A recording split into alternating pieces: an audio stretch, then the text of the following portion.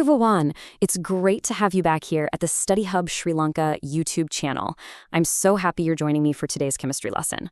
We're going to jump into something that's really fundamental, but also, pretty creative, how we actually draw the architectural plans for molecules. I'm here to be your friendly guide on our AL chemistry journey together. And today, we're exploring a really cool topic: how chemists can actually see, on paper, the structure of all the tiny molecules that make up, well, everything around us. So let's kick things off with the big question. How in the world do we draw the plan of a molecule? For today, I want you to think of yourself as a molecular architect. We're going to learn step by step how to create the blueprints for these invisible little structures. It's going to be a lot of fun, I promise. Okay, so before any architect can start building, they need to know their materials, right? Well, for us molecular architects, our most important building block is something called the covalent bond. You can think of it as the superglue that holds our molecules together. A covalent bond is really all about sharing. Atoms get together and share pairs of their electrons so they can become more stable. Now, for most of these atoms, the ultimate goal is to have a full outer shell with 8 electrons. And we've got a name for that. It's called the octet rule. Think of it as the golden rule of stability that helps us figure out how atoms are going to connect. So, how do we actually draw all this sharing on paper? Well, chemists use a special kind of diagram called a Lewis structure. These are basically our 2D blueprints. They show us exactly which atoms are connected and where all those important outer shell electrons, the valence electrons, are hanging out.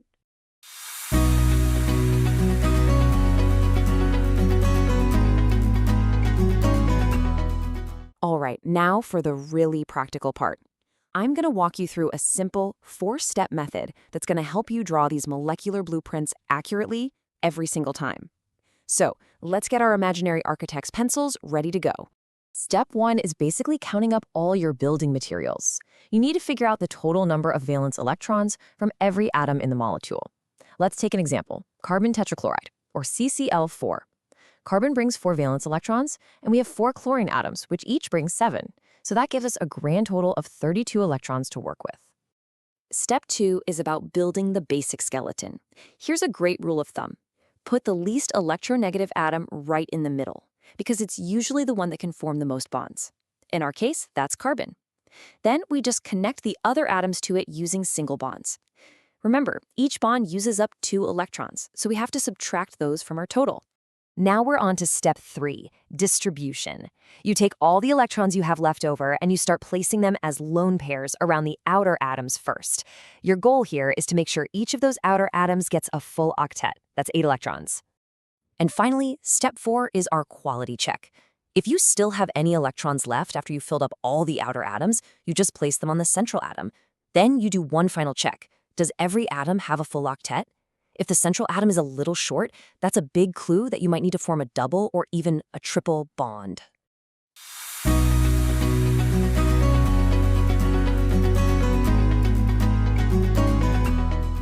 Okay, so what happens when the blueprints get a little complicated? As you know, in chemistry, rules often have exceptions. So let's have a quick look at a few of those, and then I'll introduce you to a super useful quality control tool called formal charge. The octet rule is a great guide, but it's not always the law. Some molecules are perfectly happy with fewer than 8 electrons. Others, especially elements in the 3rd row of the periodic table and below, can actually have more than 8. We call that an expanded octet. And some even have an odd number of electrons. The important thing is just to know that these exceptions are out there.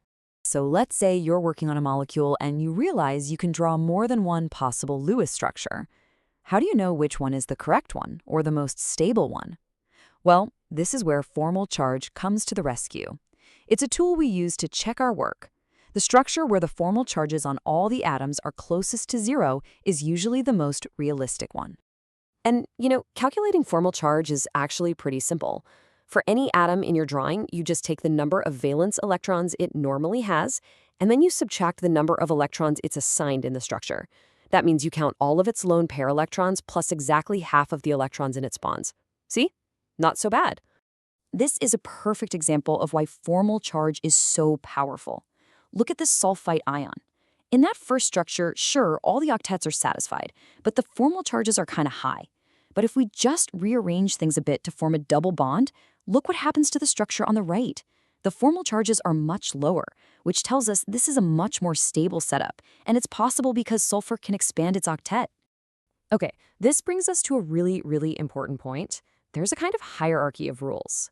And satisfying the octet rule is almost always the #1 priority, especially for elements in that second row of the periodic table.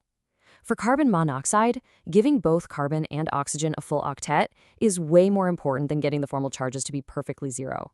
So always remember, octet rule comes first. All right, let's move on to our final topic for today.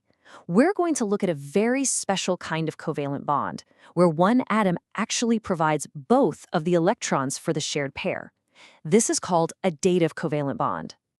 I love using a lock and key analogy to explain this.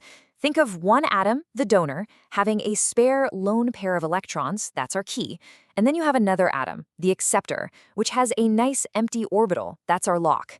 The donor uses its electron pair key to open the acceptor's lock, and voila, they form a dative bond. Now, for your exams, this is super important. You have to use the right notation.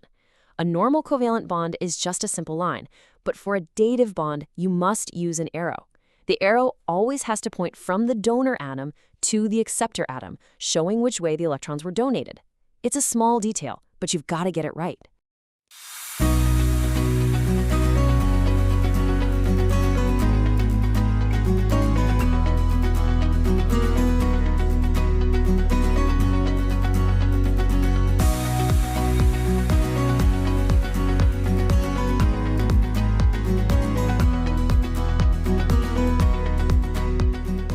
And there you have it. In just a short time, you've built up a really powerful architect's toolkit for drawing and understanding molecules.